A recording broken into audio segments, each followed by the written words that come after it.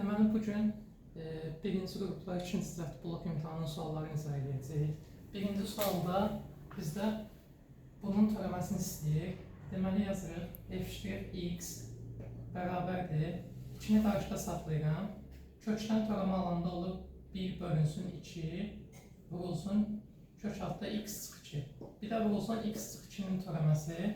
Burada artıq x çıx 2-nin törəməsi 1 olduğuna görə yazmamıza ehtiyac yoxdur. Yəni bizdə ikilər də bir-birini aparır. Yekun törəmə olaraq 1 bölünsün kök altda x çıx 2 qalır. Burada da verdiyim nöqtəni, yəni 18-i gətirib yerinə qoyanda cavabı biz 1 bölünsün 4 tapa bilirik. Yəni düzgün cavab Y variantıdır. Həmin bu biz yazdığımız variant üçün. Çünki sual kitabçalarında variant fərqli olur, yerləri dəyişə bilər.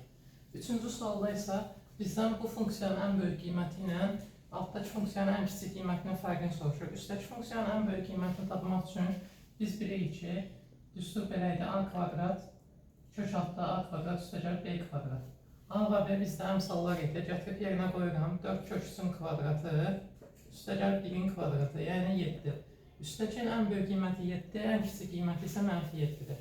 Altdakının isə biz ən kiçik qiymətini tapmaq üçün əvvəlcə bunu düstura yığmalıyıq. Bu eləyik 2/1 sinus 4x. Sinus 4x-in qiymətləri -1-dən 1-ə kimi dəyişir. Yəni ən kiçik qiyməti -0.5 olacaq. Qarşıdakı 2/1-ə vurulanda. Ən böyük qiymətdən digərinin ən kiçik qiymətini çıxardanda da cavab 7/5 edəcək. Dördüncü sualda integral tapmağımız tələb olunur. 2x-dan integral olanda, yəni nəyin törəməsi 2x-i verilir tapmaq istəyəndə x kvadrat yazırıq, çıxılsın 3x.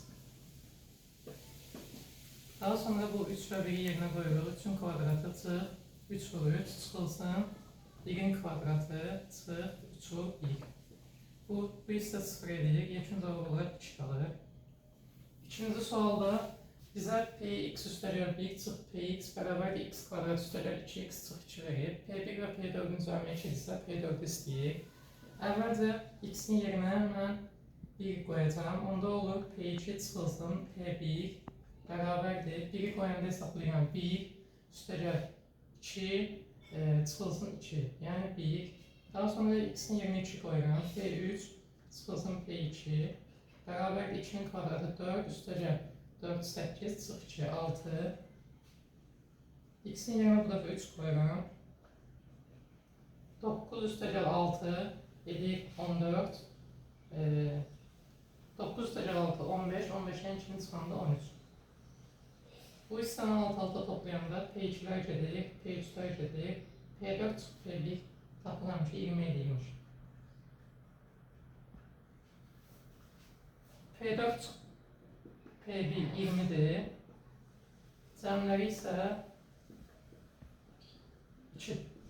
Onda bizdən P4-ü istəyəndə bunları alt-alta toplayıram. P1-lər də gedir. Qalır 22 bölünsün 2, yəni 11.